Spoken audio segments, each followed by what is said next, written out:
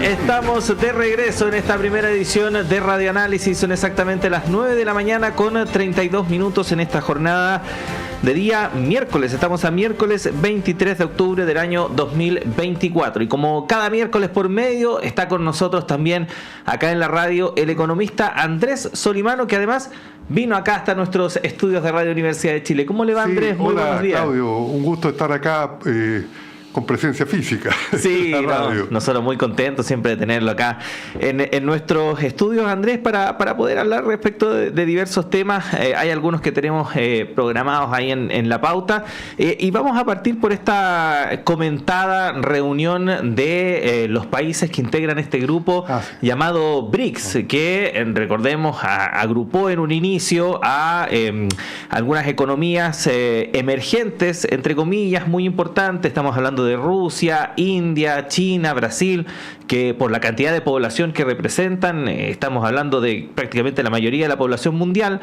y a la cual se le han ido sumando también otros países, y ya son más de 30 quienes participan actualmente en este encuentro. ¿Qué podríamos decir, Andrés, respecto de esta cita que ha generado mucha atención, tomando en cuenta este juego geopolítico que existe entre comillas, Oriente y Occidente? Sí, efectivamente un desarrollo bastante interesante, la cumbre de los BRICS, que originalmente, como usted decía, era Brasil, Rusia, China, India y Sudáfrica. Después se amplió en la reunión de Johannesburg a finales del año pasado a Saudi Arabia, Irán, Egipto, Etiopía, los Emiratos Árabes Unidos, y se le ofreció a Argentina, pero el presidente Milei después declinó entrar. Chile no está en ese grupo por ahora. Hay 36 delegaciones que están en Kazán, una ciudad rusa en el Volga. Le toca la presidencia rotativa a Rusia este año 2024, el próximo año le toca a Brasil. Están los líderes mundiales principales, Xi Jinping, de China, Modi, bueno, obviamente Putin, que es como el anfitrión, Guterres, del secretario general de Naciones Unidas. Bueno, es una cita bastante relevante en un momento en que hay tensiones políticas, geopolíticas y económicas a nivel mundial, ¿no es cierto? El grupo trata de ser una especie de voz del sur global, en un sentido de que no son los países del norte global, que son los países de las economías capitalistas desarrolladas, Estados Unidos, Japón, Corea, Australia y los países de la Unión Europea. Entonces es una especie de contrabalanceo, no necesariamente contra, en el sentido estrictamente, no es una alianza militar, no es una cosa, sino que es tener una voz alternativa al eje dominado por básicamente Estados Unidos, ¿no es cierto? Con una agenda económica muy influida por el problema de cómo tener un sistema de pagos internacionales que no dependa tanto del dólar norteamericano, no tanto porque sea parte del dólar norteamericano, sino que pone a los países muy susceptibles a sanciones económicas, no solo a los países que van dirigidas a las sanciones, como por ejemplo Rusia con la guerra de Ucrania, y países que están directamente sancionados, sino que países que negocian, hagan comercio, quedan sancionados con terceros países, con países a través del sistema bancario internacional basado en el sistema de SWIFT, que opera a través del dólar.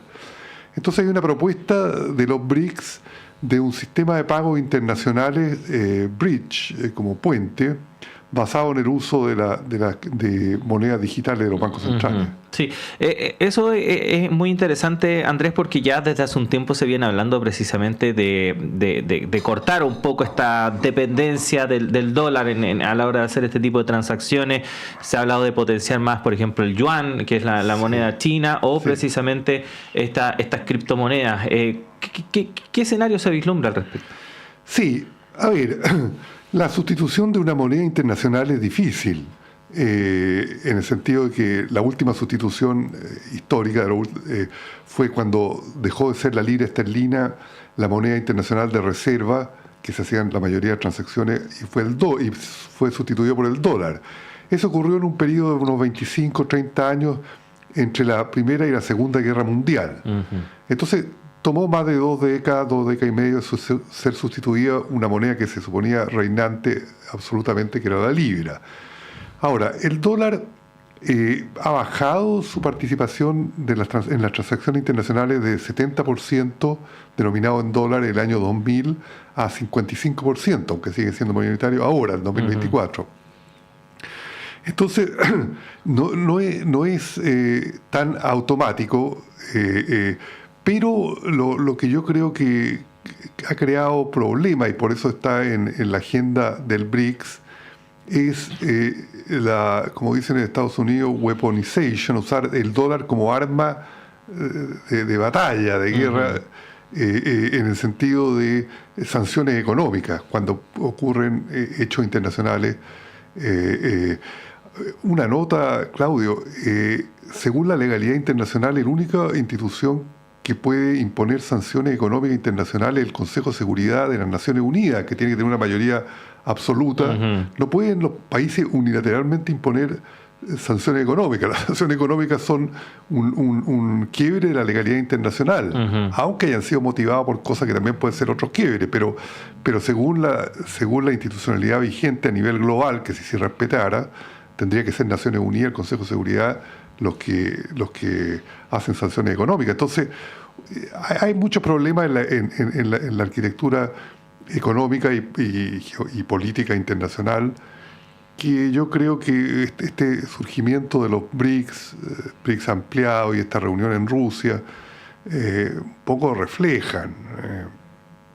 Yo lo vería por ese lado. Sí, que es un poco lo que se reprocha, por ejemplo, a Estados Unidos año a año en Naciones Unidas por este bloqueo que impuso sobre Cuba. Sí.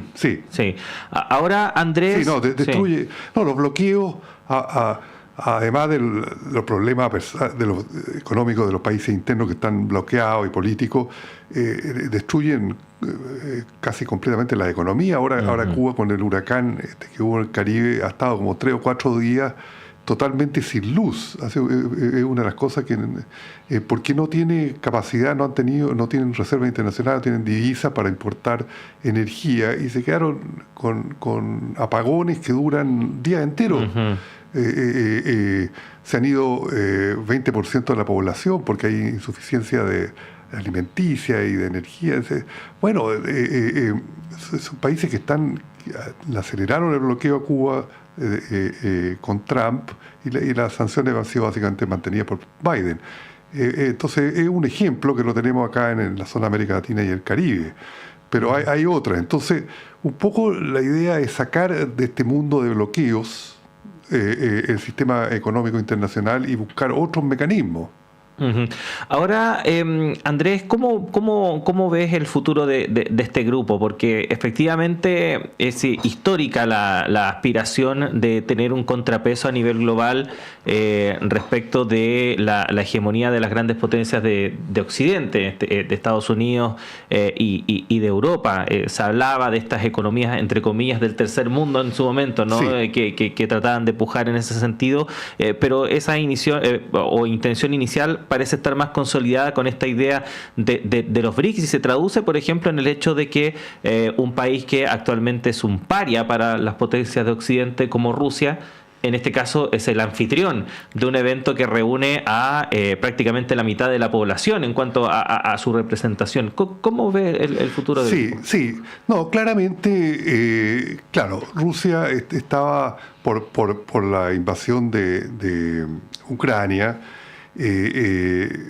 trató de aislar, y ahí hay una situación complicada, pero un poco se ha manejado con los BRICS, como usted dice, para ser anfitrión del gobierno representante casi del 47% de la economía de la población mundial. ¿No es cierto? Está la autoridad máxima de India, está la autoridad máxima de China, están líderes de distintos países, Sudáfrica, Ramaphosa está allá, y ahora de los líderes de países del Medio Oriente que fueron invitados, países poderosos productores de petróleo. Claro, no, crea una especie de, no necesariamente un eje en torno a Rusia, porque la presidenta es rotativa, ¿no es cierto? El próximo año le toca a Brasil y el anterior fue a Sudáfrica. Entonces, también la idea es que sea un ente colegiado con varios, con decisiones tomadas en forma colectiva. Pero claramente es un desafío que sea ahora en Rusia. Bueno, confirma que estamos en un mundo crecientemente multipolar. De la idea después de la caída de los socialismos reales, el fin de los socialismos reales, que esto iba a ser dominado solamente por Estados Unidos, por un sistema capitalista internacional, modelado según los intereses, sobre todo de la potencia hegemónica. Ahora estamos 35 años después, se cumplen ahora 35 años de la caída del muro de Berlín, el 9 de noviembre. Estamos en presencia de un mundo crecientemente multipolar, con China, un país productor de manufacturas de última generación, de alta tecnología, países, la India, un país que lleva casi una década creciendo 5% por año, con una población de 1.400 millones de habitantes, otra economía emergente, los países del Medio Oriente. Bueno, entonces está cambiando el Estados Unidos, Europa, Japón, Australia, solo tienen una población cercana a 1.200 millones de habitantes. O sea, son más o menos un octavo de la población mundial, mientras que lo otro es 45%. Entonces, hay países con una vastedad enorme de recursos. Entonces, esto yo creo que tomárselo bastante seriamente y pensar que estamos en un mundo multipolar, en un mundo que hay que escuchar las voces. Esto para mí es un poco como lo que fue en parte, había todas las diferencias posibles, el movimiento no alineado de la década de los 70, fue terminando ya su influencia en los 80, pero un poco la idea de buscar una especie de nuevo orden económico internacional, que las reglas no fueran solamente dictadas por un país hegemónico y su alianza. Sí, por último, Andrés, antes de pasar al otro tema, ¿por qué Chile no entra a las BRICS? Pues es una buena pregunta, no es claro por qué no entra y no postula a entrar, ¿no es cierto? Tiene que postular, digamos. Estaba entrando a Argentina, estaba postulado a Argentina en el gobierno anterior a Milei, y Chile no postuló.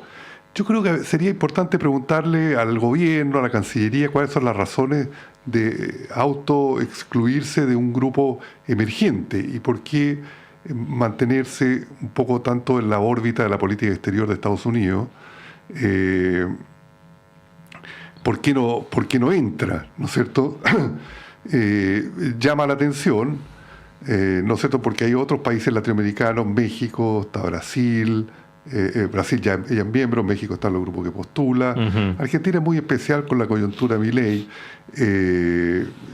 Y así, pues, bueno, también está postulando Cuba, está postulando Venezuela y Chile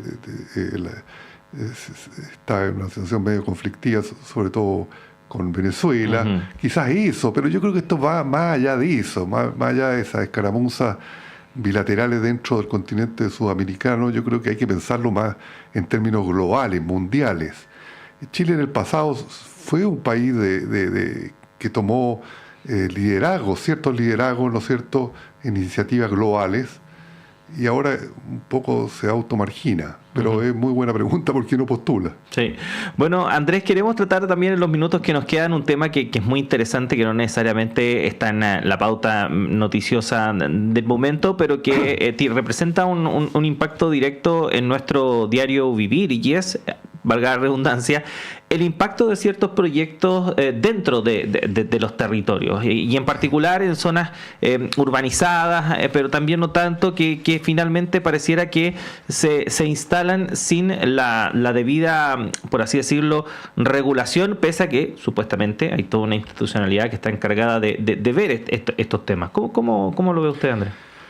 Sí, a ver, me gustaría traer a colación, a propósito de esto, ya en el ámbito chileno, de la ciudad de Santiago y de las comunas, estábamos hablando antes de los temas mega internacionales, globales, mundiales, pero bueno, la realidad es así, local y global. Bueno, hay dos proyectos que yo creo que ameritan un comentario. Uno, el